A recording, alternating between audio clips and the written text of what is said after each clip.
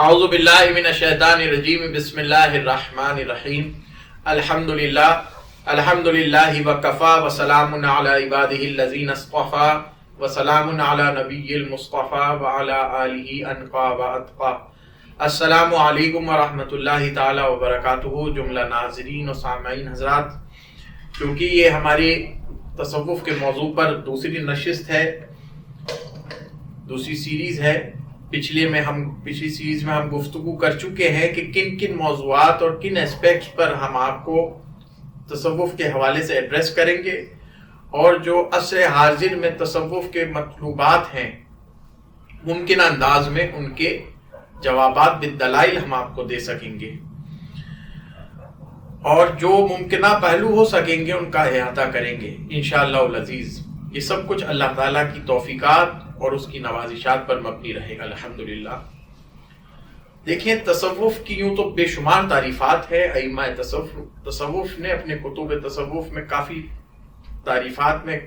بہت کچھ لکھا ہے، لیکن اس کو آپ سطحی طور پر یہ سمجھ لیں کہ تصوف کو بہت زیادہ آپ کو پیچیدہ یا اس میں اشکال پذیر ہونے کی ضرورت نہیں ہے۔ تصوف نام ہی اس چیز کا ہے کہ تصوف آپ حسن اعمال، حسن اخلاق اور حسن احوال اور حسن نیت کا نام، حسن احوال، حسن اخلاق، حسن اعمال اور حسن نیت کا نام تصوف ہے۔ بس اتنا آپ سطحی طور پر اس کو ذہن میں رکھ لیں کہ چار خانوں کو بیوٹیفائی کرنے کا نام، گلوریفائی کرنے کا نام، مزین کرنے کا نام تصوف ہے۔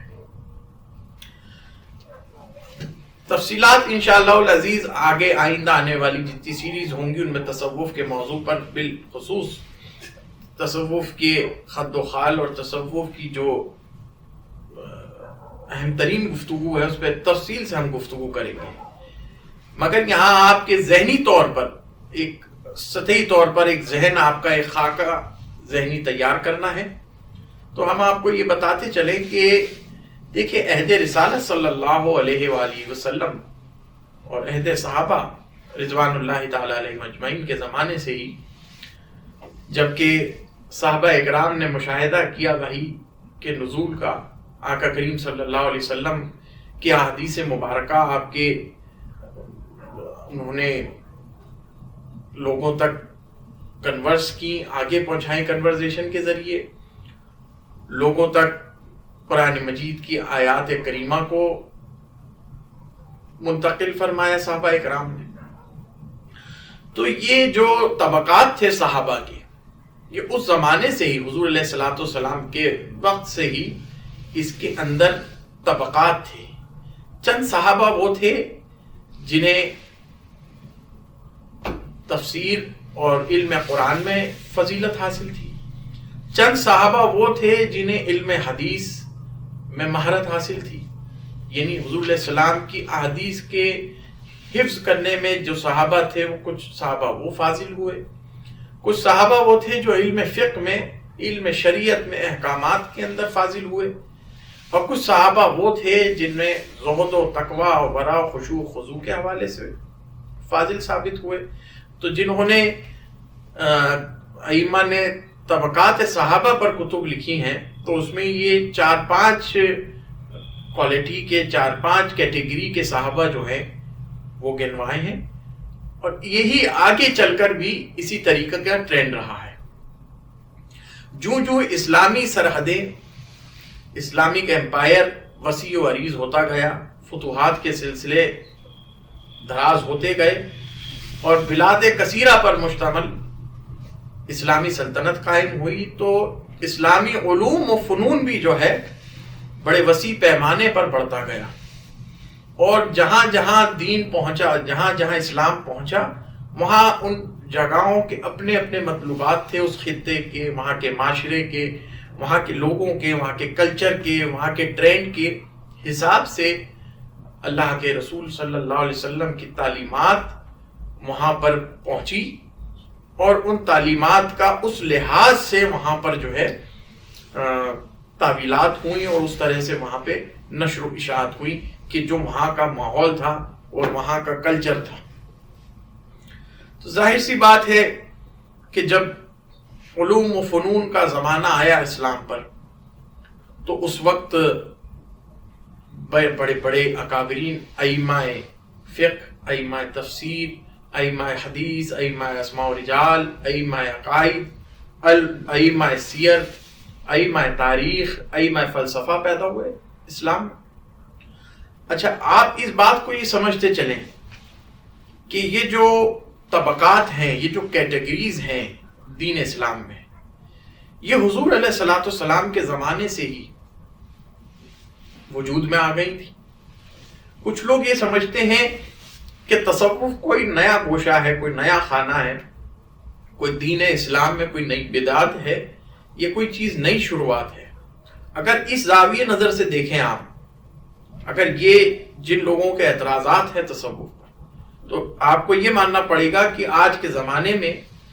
درسگاہوں میں جو علم فقہ پر، علم حدیث پر یا علم تفسیر پر یہ جو باقاعدگی سے فن موجود ہے، فنیت کے لحاظ سے جو یہ فن موجود ہیں، تفسیر کے، فقہ کے، حدیث کے، حضور علیہ الصلوۃ والسلام اور صحابہ کے دور میں تو بحیثیت فن موجود نہیں تھے، بحیثیت کتب اور اتنی تحقیق و تفصیلات کے ساتھ موجود نہیں تھے۔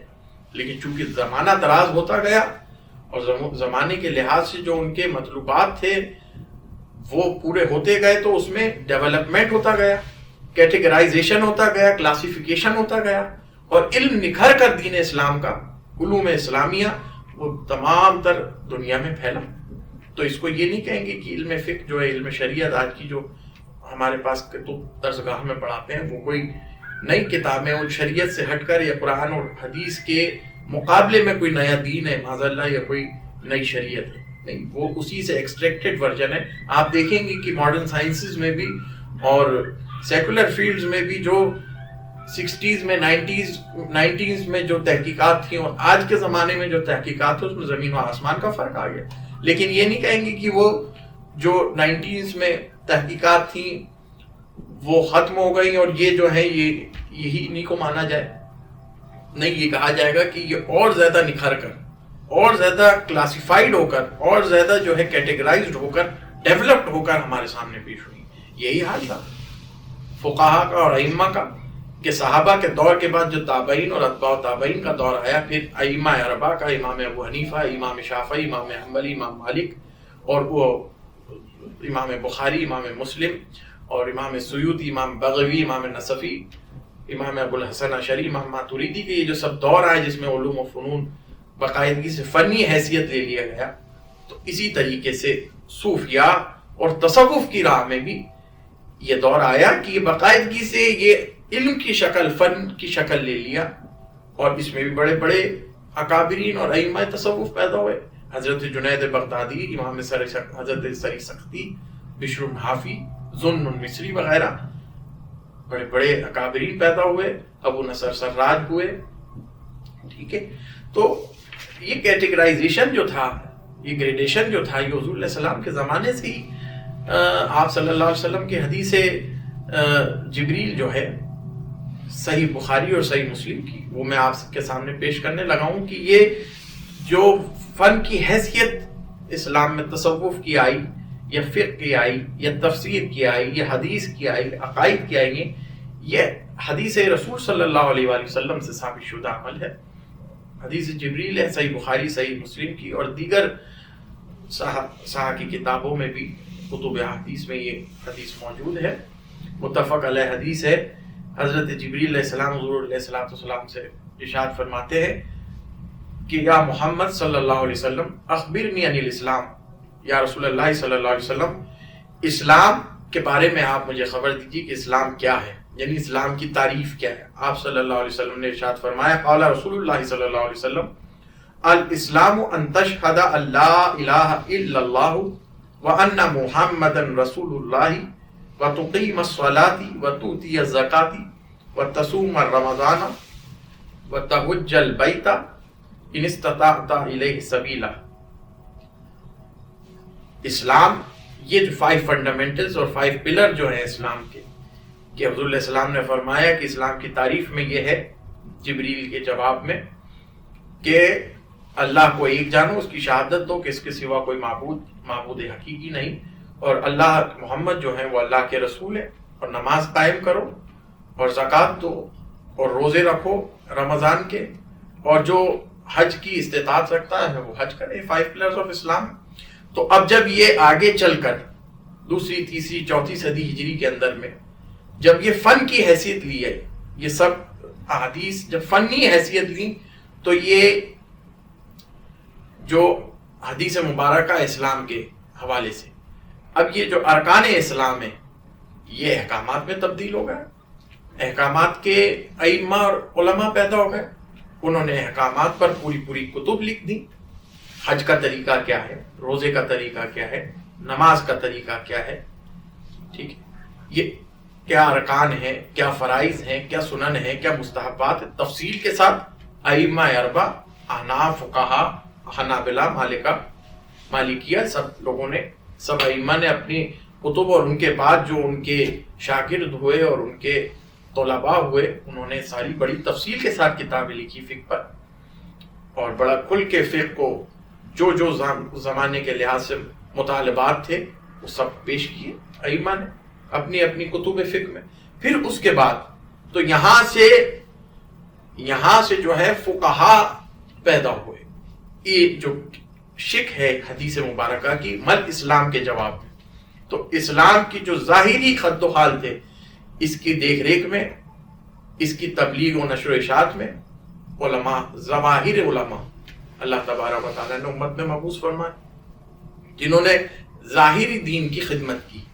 پھر اس کے بعد حضور علیہ الصلوۃ والسلام سے حضرت جبریل علیہ السلام نے ارشاد فرمایا اخبرنی عن الایمان، آقا کریم صلی اللہ علیہ وسلم سے ارشاد فرمایا کہ مجھے ایمان کے بارے میں خبر فرمائیے۔ تو حضور علیہ الصلوۃ والسلام نے فرمایا ان تؤمن باللہ وملائکتہ وکتبہ ورسلہ والیوم الآخر وتؤمن بالقدر خیرہ وشرہ۔ آپ صلی اللہ علیہ وسلم نے حضرت جبریل کو فرمایا کہ ایمان یہ ہے کہ تم اللہ پر، ملائکہ پر، اس کی کتب پر، رسول پر، یوم آخرت پر اور خیر و شر پر، تقدیر پر ایمان رکھو۔ اب اس حدیث کی اس شک سے علماء عقائد، ائمہ عقائد پیدا ہوئے، امام ابو الحسن اشعری جیسے، امام ماتریدی جیسے، امام طحاوی جیسے، بڑے بڑے اور دیگر ائمہ حضرات ہیں، امام نصفی جیسے، جنہوں نے عقائد کی، دین اسلام کے عقائد کی نشر و اشاعت کی، اس کی تبلیغ کی، اس کو اپنی کتاب میں تفصیل کے ساتھ پیش کیا۔ تو یہ جو شک ہے جس میں عقائد رکھنا ہے اللہ کی ذات و صفات کے حوالے سے،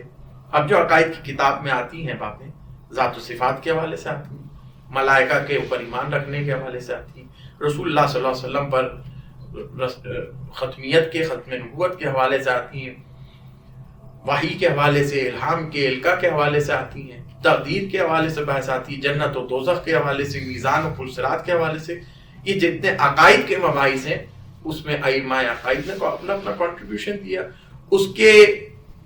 ماہرین اور اس کے جو بڑے بڑے اسکالرز تھے وہ پیدا ہوئے اس فن کے، جو علم عقائد میں اب علم رکھتے تھے، اس کے ائمہ ہوئے۔ اب جو آخری سوال رہ گیا، جو دین کی ٹوٹیلٹی ہے، جو شریعت اسلامیہ، علم فقہ اور علم عقائد کا جو نچوڑ ہے، علم قرآن اور علم حدیث کا جو نچوڑ ہے، جس کی ٹوٹیلٹی ہے، جو مومن بندے کو، ایک مسلمان کو مومن بناتا ہے، اس کی خدمات میں بھی اللہ تبارک و تعالیٰ نے چند حضرات کو مبعوث فرمایا ہوگا۔ تو اب حدیث مبارکہ آگے کی سنیے، جس طرح اسلام کے ظاہری خط و خال کو، ظاہری پوزیشننگ کو، اس کے ظاہری احوال کو، قرآن کی ظاہری تعلیمات کو، حدیث کی ظاہری تعلیمات کو، شریعت مبارکہ، عقائد کی ظاہری تعلیمات کو، فقہ کی ظاہری تعلیمات کو خدمات کرنے کے لیے اس زمانے کے بڑے بڑے اکابرین ائمہ آئے، اور اللہ تعالیٰ نے ان سے امت کے لیے بڑی بڑی خدمت لی، اسلام میں بڑی بڑی خدمت انہوں نے اپنی پیش کی۔ اسی طرح ایک تیسری شک بچتی ہے جو حدیث مبارکہ میں آتی ہے، اور اکثر حضرات اس سے لابلد ہیں، جو معترضین ہیں ان کی اس طرف نظر ہی نہیں جاتی ہے۔ آگے میں آقا کریم صلی اللہ علیہ وسلم سے جبریل علیہ السلام پوچھتے ہیں فَأَخْبِرْنِي عَنِ الْإِحْسَانِ، اب آپ مجھے احسان کے بارے میں فرمائیے. آپ نے فرمایا ان تعبد اللہ کأنک تراہ فإن لم تکن تراہ فإنہ یراک. آقا کریم صلی اللہ علیہ وسلم نے ارشاد فرمایا احسان ہے، اس احسان کی تعریف یہ ہے کہ تم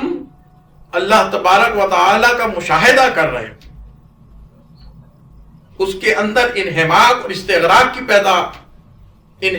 استغراق پیدا ہو گیا ہو. بندہ مومن میں کشف کا، مشاہدے کا، انہماک کا، استغراق کا، خشوع اور خضوع کا کی صفات رواں ہو گئی ہوں. اس طرح کہ تم اللہ تبارک و تعالی کو دیکھ رہے ہو اپنے معاملات میں، اپنے عبادات میں، اپنے شب و روز کی زندگی میں، تم اس درجے پر فائز ہو گئے ہو. احسان کا مطلب یہ ہے کہ بندہ مومن اللہ تبارک و تعالی کا مشاہدہ کر رہا ہو ہر اپنے ایک معاملے میں. اور اگر یہ نہ ہو سکے، ظاہر سی بات ہے کہ قرآنی آیات کے پر یہ چیز مخالف ہے کہ ہم ظاہری اس رہتی دنیا میں اس ظاہری چہرے سے اور ظاہری آنکھوں سے اللہ تبارک و تعالیٰ کا مشاہدہ کر سکیں. روز قیامت ضرور اس کا مشاہدہ ہوگا جو لوگ مومن ہوں گے، لیکن اللہ تبارک و تعالیٰ کی رویت کا تو رویت دنیا میں ثابت نہیں ہے، لیکن البتہ یہ ایک مشاہدے کی گفتگو ہے. یہ یہاں پر یہ ہے کہ ایک اس کو تصور، اس کے اندر یقینی تصور پیدا ہو جائے کہ اللہ تبارک و تعالیٰ کی ذات وہ دیکھ رہا ہے، تاکہ اس کے اندر جو بھی وہ معاملہ دین میں کرتا ہے، یا وہ جو بھی نماز ادا کرتا ہے، زکوٰۃ دیتا ہے، حج کرتا ہے، لوگوں کے ساتھ اپنے اخلاق پیش کرتا ہے، لوگوں کے ساتھ اس کی دن و روز کی زندگی اور معاملات ہے، اس میں وہ یہ سمجھے کہ اللہ رب العزت کو وہ دیکھ رہا ہوں. اور اگر یہ اللہ رب العزت وہ دیکھ رہا ہے، اور اگر یہ بھی نہ ہو سکے تو کم سے کم اس میں یہ حیثیت پیدا ہو جائے فَإِن لَمْ تَكُنْ تَرَاهُ فَإِنَّهُ يَرَاكَ، کہ اگر وہ نہ دیکھ سکے تو اتنا ضرور یقین رکھے، اتنا ضرور اعتماد رکھے کہ اللہ تبارک و تعالیٰ اسے دیکھ رہا ہے. تو اب حدیث کا نچوڑ کیا ہوا، کنکلوژن کیا ہوا؟ احسان کے اوپر میں آپ کو توجہ دلانا چاہتا ہوں کہ یہ شک جو ہے احسان کی، کہ حضور علیہ السلام نے جبریل علیہ السلام نے جب حضور علیہ السلام سے احسان کے بارے میں پوچھا تو ظاہر سی بات ہے کہ اسلام اور ایمان کے بعد ایک درجہ اور ہے جسے احسان کہتے ہیں. اور اسلام کی جیسے محافظت اور اس کی دیکھ بھال اور اس کی نشر و اشاعت میں ائمہ فقہ سامنے آئے، اور ایمان کی دیکھ ریکھ میں اور اس کی محافظت میں اور اس کی نشر و اشاعت میں ائمہ عقائد سامنے آئے، ائمہ عقائد پیدا ہوئے، اس میں کتب عقائد لکھی گئی، کتب فقہ لکھی گئی. اسی طرح احسان کی محافظت میں، احسان کی نشر و اشاعت میں شک احسان جو ہے، محسنین جو ہیں، وہ ائمہ تصوف کہلائے، وہ علماء باطن کہلائے، جنہوں نے دین اسلام کی باطنی خد و خال، باطنی پوزیشننگ، اس کا باطنی سٹرکچر جو ہے اس کی دیکھ ریکھ کی، اس کی نشر و اشاعت کی. اور باطنی دیکھ ریکھ کیا ہے دین کی؟ خشوع اور خضوع، یقین، تعلق باللہ، اللہ کی ذات و صفات کا مشاہدہ، اس کو اس کمال درجے پر پہنچا دینا کہ وہ جتنے بھی عبادات اور معاملات کرتا ہے وہ یہ سمجھ کے کرے کہ یہ اللہ تبارک و تعالیٰ کو وہ دیکھ رہا ہے، اور اگر یہ نہ ہو سکے تو کم سے کم یہ سمجھے کہ وہ اللہ تبارک و تعالیٰ اس کو دیکھ رہا ہے. تو جو انٹرنل اور جو روحانی اور جو قلبی اور جو ذہنی وجدان اور ایقان اور معرفت اور حقیقت اور طریقت کا یہ جو کنکلوژن ہے، یا اس کی جو ترقی ہے، یا اس کا جو مزکہ پہلو ہے، اس کا جو منور پہلو ہے، وہ احسان ہے. اور احسان کی جنہوں نے دیکھ ریکھ کری ہے وہ ائمہ تصوف ہیں. انہی کو صوفیاء کہا جاتا ہے، انہی کو اہل اللہ کہا جاتا ہے، ان کو اللہ کا بزرگ کہا جاتا ہے. اور یہی اللہ تبارک و تعالیٰ کے در حقیقت علماء ظاہر بھی ہیں، علماء باطن بھی ہیں، اور یہی تصوف بھی ہے. انشاءاللہ العزیز ہم آئندہ نشست میں آپ کو تصوف کی ایجاد، لفظ تصوف کی ایجاد اور لفظ صوفی کی یہ کہاں سے شروع ہوئی، یہ کہاں سے ٹرمنالوجی اور اصطلاح وجود میں آئی، اس پر انشاءاللہ العزیز آپ سے گفتگو کریں گے اور آپ کو صحیح حاصل گفتگو کر کے انشاءاللہ بالدلائل جوابات دیں گے. آمین آمین یا رب العالمین. وما علینا الا البلاغ. الحمد للہ رب العالمین.